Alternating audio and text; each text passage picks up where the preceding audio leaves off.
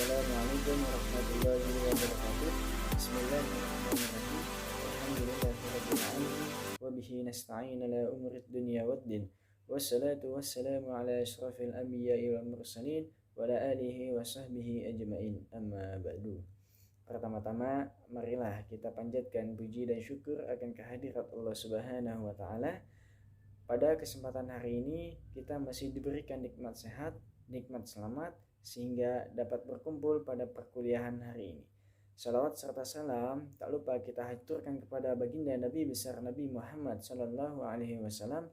Semoga kita semua mendapatkan syafaatnya di yaumil akhir nanti. Amin amin ya rabbal alamin. Yang kami hormati kepada Bapak Dr. Haji Nahrawi SHMH selaku dosen pengampu mata kuliah hukum dagang serta teman-teman yang berbahagia. Izinkanlah saya perkenalkan diri, nama saya Akmal Muhammad Firdaus beserta anggota kelompok 3 lainnya yang bernama Raihana Nur Saibah dan Maria Ulfa untuk menjelaskan atau memaparkan materi yang berkaitan dengan surat-surat berharga selain saham dan obligasi. Untuk selanjutnya, pemaparan selanjutnya akan saya serahkan kepada Raihana Nur Saibah, dipersilakan.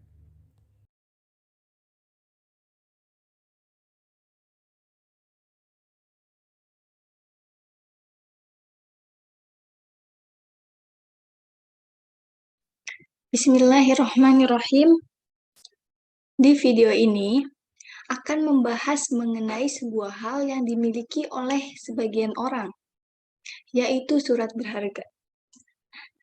Saya dan teman-teman dalam beberapa waktu ke depan akan mencoba menjelaskan mengenai beberapa pembahasan surat berharga. Apa itu surat berharga? Pembahasan pertama mengenai surat berharga. Surat berharga adalah sebuah dokumen yang memiliki nilai uang yang diakui dan dilindungi oleh hukum untuk kepentingan transaksi perdagangan, pembayaran, atau sejenis lainnya. Banyak pengusaha yang menggunakan surat berharga sebagai alat bayar transaksi perdagangan karena dianggap lebih aman, memiliki gengsi tersendiri, dan praktis. Kitab Undang-Undang Hukum Dagang tidak menjelaskan secara implisit tentang surat berharga. Oleh karena itu, untuk mengetahui definisi surat berharga perlu dirujuk pendapat-pendapat para ahli tentang surat berharga.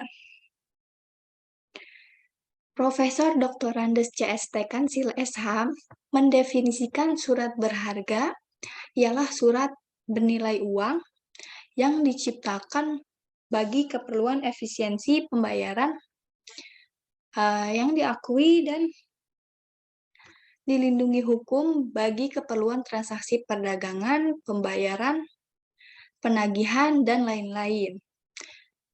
Surat-surat yang demikian memberikan hak kepada pemegang yang bermanfaat bagi yang menerima atau memilikinya. Surat berharga adalah surat yang oleh penerbitnya sengaja diterbitkan sebagai pelaksana pemenuhan prestasi yang berupa pembayaran sejumlah uang.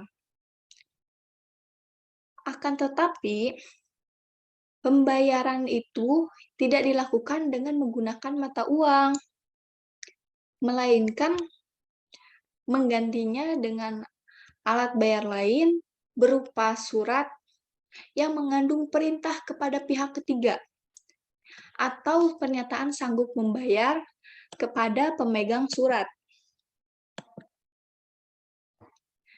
Mengenai surat berharga, Purwo Sucipto memberikan pendapatnya sebagai berikut. Surat berharga adalah surat bukti tuntutan utang, pembawa hak, dan mudah diperjualbelikan. Berdasarkan dua pendapat ahli tersebut, dapat diambilkan kesimpulan bahwa surat berharga adalah surat yang di dalamnya terkandung hak tagih berupa uang tunai, dapat diperjualbelikan, dan dipindah tangankan. Di sini hak tagih maksudnya memberikan pengertian bahwa surat ini pemilik surat berharga sebagai pembawa hak, harusnya menyerahkan dan menunjukkan suratnya. Apabila di kemudian hari surat itu hilang, maka hilang pula hak tagihnya. Hal ini berarti bahwa sebagai pembawa hak tagih dari surat berharga adalah surat berharga itu sendiri. Lalu berupa uang tunai, memberikan pengertian bahwa fungsi surat berharga ini sebagai alat ganti dari uang yang digunakan, dari uang tunai, dan apabila suatu saat hak tagih itu digunakan, maka yang dapat ditagih oleh pemegang hak adalah berupa uang tunai, berupa uang, bukan berupa hak lain. Selanjutnya dapat diperjualbelikan. Berarti memberikan pengertian bahwa surat berharga dapat dipindah tangankan kapanpun apabila dikehendaki. Sedangkan sifat dapat dipindah tangankan ini dapat diketahui dari klausul yang dibubuhi dalam surat itu sehingga dapat dipindah tangankan.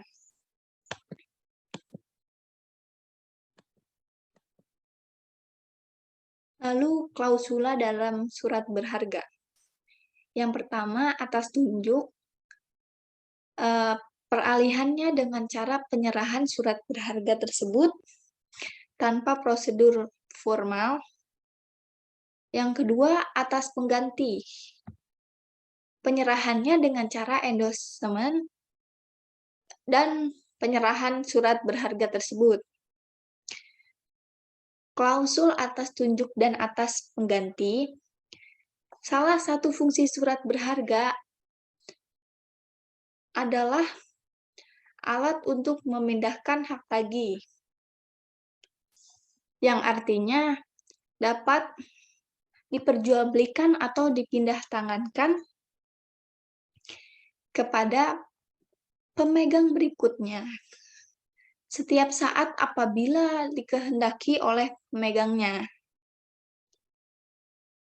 Pemindah tanganan ini cukup dengan menyerahkan surat saja atau dengan menuliskan keterangan pada surat itu bahwa yang hukum surat-surat berharga hak tagihnya dipindahkan kemudian ditandatangani dan diserahkan. Cara memperalihkan hak tagih itu dapat diketahui dari klausul yang terdapat dalam surat berharga itu. Dalam surat berharga selalu ada klausul atas pengganti dan atas tunjuk.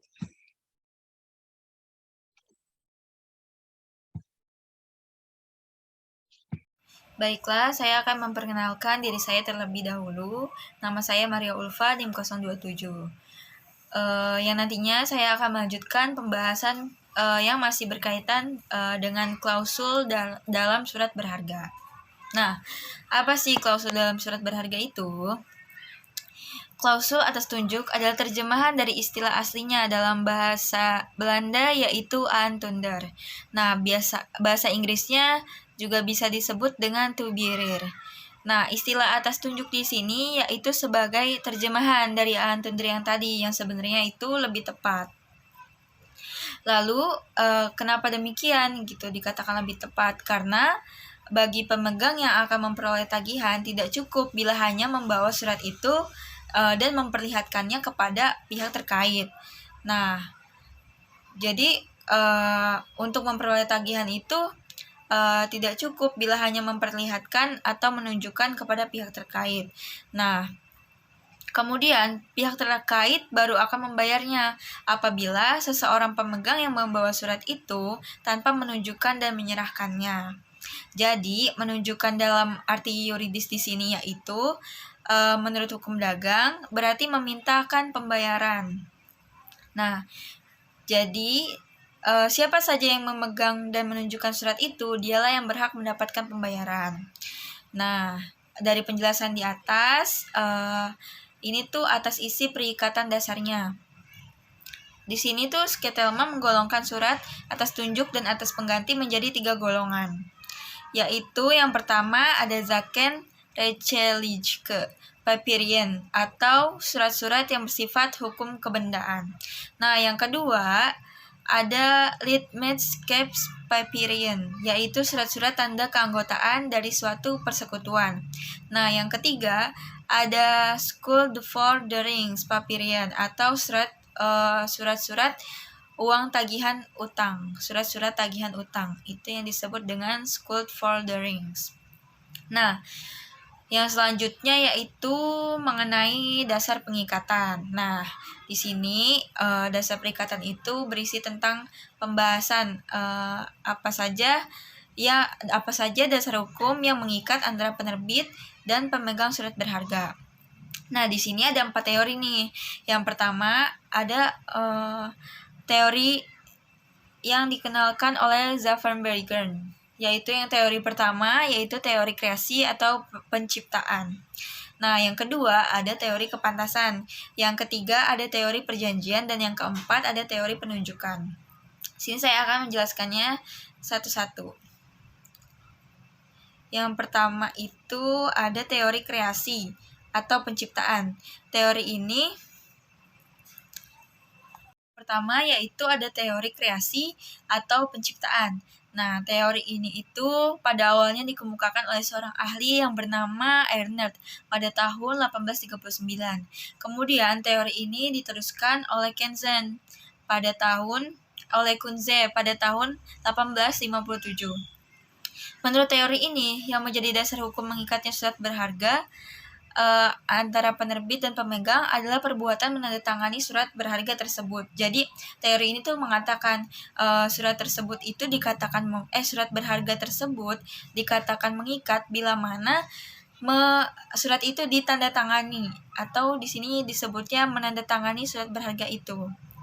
Nah, maka perbuatan itulah yang akan menciptakan perikatan antara penerbit dan pemegang surat berharga tersebut. Nah, lalu penerbit bertanggung jawab membayar kepada pemegang surat berharga tersebut walaupun tanpa perjanjian dengan pemegang berikutnya. Jadi seperti itu. Nah, yang kedua ada teori kepantasan. Teori kepantasan ini dipelopori oleh Grunwald di Jerman. Teori ini disebut Rechtschreibtheorie. Teori ini masih berdasarkan pada teori kreasi atau penciptaan dengan pembatasan. Jadi itu teori ini masih hampir-hampir mirip dengan teori yang pertama tadi yang dibawakan oleh Einert pada tahun 1839.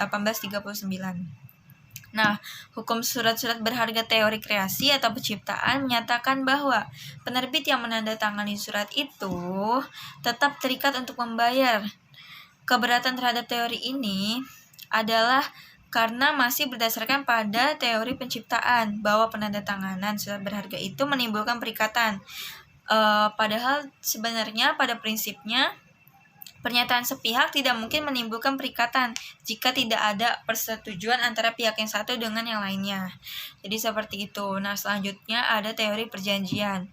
Nah, teori perjanjian ini dikemukakan oleh Toy pada tahun 1987. Nah, teori ini tuh mengatakan bahwa yang menjadi dasar hukum mengikatnya surat berharga antara penerbit dan pemegang surat adalah perjanjian yang menerima surat berharga itu. Nah, lalu dalam perjanjian pun harus disetujui bahwa jika pemegang pertama mengalihkan surat itu kepada pemegang berikutnya, maka penerbit itu tetap terikat untuk membayar atau bertanggung jawab untuk membayar. Jadi walaupun suratnya itu sudah dialihkan oleh pemegang berikutnya, namun menurut teori ini tuh penerbit masih terikat untuk membayar juga, seperti itu. Selanjutnya yang terakhir itu yang keempat ada teori penunjukan. Nah, teori ini dikemukakan oleh seorang ahli yang bernama Len pada tahun 1881 di Jerman. Dan ini juga dikemukakan bersamaan dengan Risser. Nah, menurut teori ini yang menjadi dasar hukum mengikatnya surat berharga antara penerbit dan pemegang adalah perbuatan penunjukan surat itu kepada debitur. Namun teori ini sedikit lemah ya, karena seperti tidak memenuhi syarat-syarat yang pasti gitu. Jadi debitur yang pertama adalah penerbit. Nah, oleh siapa surat berharga itu disuruh dipertunjukkan pada hari bayar, saat itulah timbul perikatan. Nah, teori ini tidak sesuai dengan fakta dan terlalu jauh. Yang tadi seperti yang saya bilang, teori ini tuh sedikit bertentangan dengan ketentuan undang-undang. Kenapa? Karena pembayarannya itu seperti tidak serius gitu. Karena pembayarannya atau pelaksanaannya dari suatu hukum surat-surat berharga itu adalah sebuah perjanjian dan perikatan. Nah, ini bagaimana jika antara penerbit dan pemegang itu tidak ada ikatan gitu, tidak ada perjanjian gitu, cuma penunjukan doang. Jadi seperti kurang ya, ini seperti bertentangan teori ini. Nah, jadi hukum surat-surat berharga atau perjanjian itu harus berdasarkan dengan perikatan, juga harus ada perikatannya. Nah, dengan demikian perikatan yang sudah ada itu harus ada terlebih dahulu sebelum pelaksanaannya. Jadi jangan pelaksanaannya dulu baru perjanjiannya gitu, baru perikatannya. Jadi harus ada perjanjian dan perikatannya terlebih dahulu. Maka teori ini dikatakan sedikit berbeda gitu dengan teori-teori yang sebelumnya. Terima kasih. Itu saja penjelasan yang saya sampaikan. Selanjutnya akan disampaikan lagi oleh rekan saya. Penjelasan selanjutnya mengenai upaya tangkisan pada surat berharga. Upaya tangkisan itu dibedakan menjadi dua macam. Yang pertama, upaya tangkisan absolut atau exception in rem, dan yang kedua ada upaya tangkisan relatif atau exception in personam. Pertama, upaya tangkisan absolut atau exception in rem, yaitu upaya tangkisan ini dapat digunakan oleh debitur terhadap semua pemegang, baik pemegang pertama maupun pemegang berikutnya. Upaya tangkisan absolut timbul dari surat berharga itu sendiri yang dianggap sudah diketahui oleh umum. Jadi, melekat pada surat berharga ini hal atau keadaan yang timbul dari surat berharga itu ialah A. Cacat bentuk surat berharga, B. Lampau waktu atau daluarsa, dan yang terakhir C. Kelainan formalitas dalam hal melakukan regres. A. Cacat pada bentuk surat berharga. Yang dimaksud dengan cacat bentuk pada surat berharga ialah cacat karena tidak memenuhi ketentuan yang telah ditetapkan oleh undang-undang, yaitu syarat-syarat formal, surat wasl, surat sanggup, dan surat cek. Syarat-syarat formal ini membawa pengaruh pada soal sah atau tidaknya surat berharga itu. Syarat-syarat formal diatur dalam pasal 100 Kitab Undang-Undang Hukum Dagang untuk surat wasl, pasal 174 Kitab Undang-Undang Hukum Dagang untuk surat sanggup, pasal 178 Kitab Undang-Undang Hukum Dagang untuk surat cek. B. Lampau waktu ketentuan lampau waktu atau daluarsa untuk surat wasl dan surat sanggup diatur dalam pasal 169 Kitab Undang-Undang Hukum Dagang, dan untuk surat cek diatur dalam pasal 299 Kitab Undang-Undang Hukum Dagang.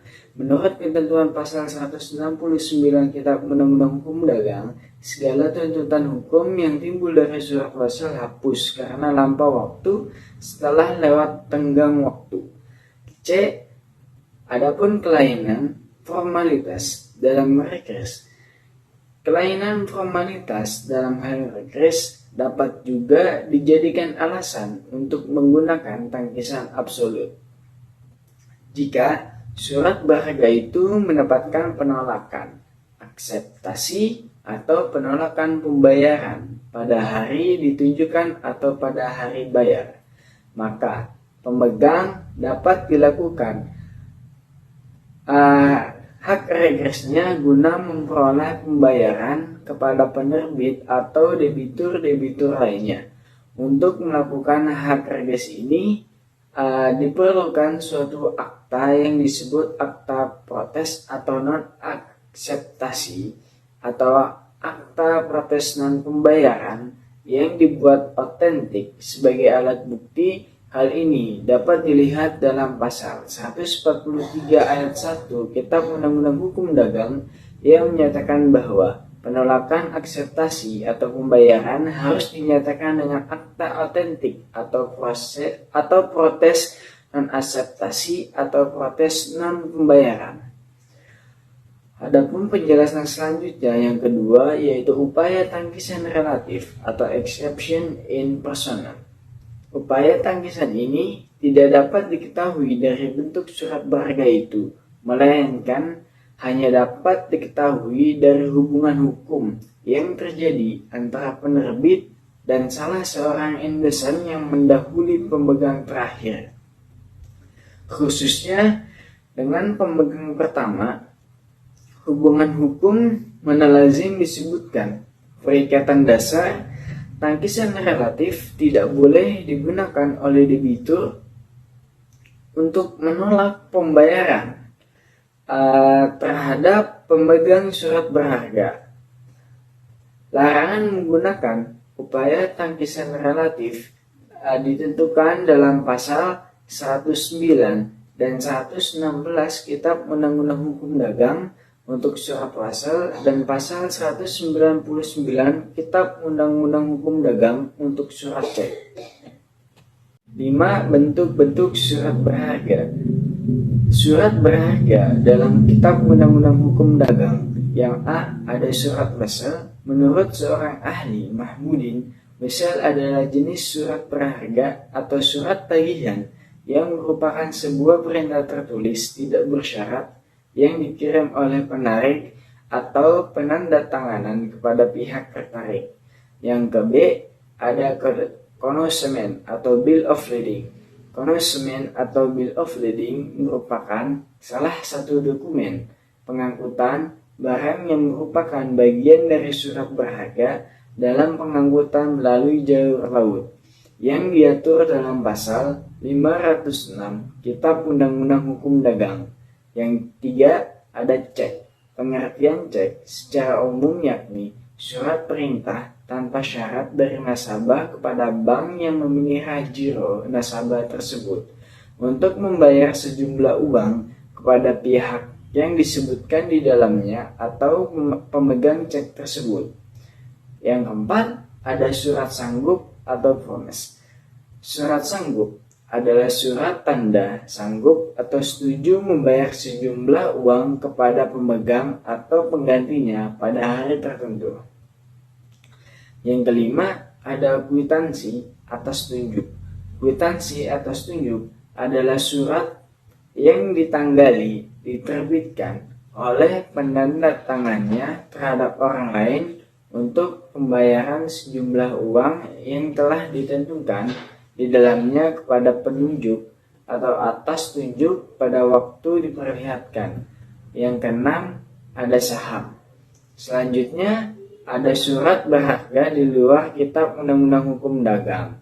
Yang pertama, ada bilet giro. Menurut Purwosudipto, bilet giro adalah surat perintah tidak bersyarat dari nasabah yang dibakukan bentuknya kepada bank penyimpan dana untuk memindahkan sejumlah dana dari rekening giro yang bersangkutan kepada pihak penerima yang disebutkan namanya kepada bank yang sama atau kepada bank lainnya.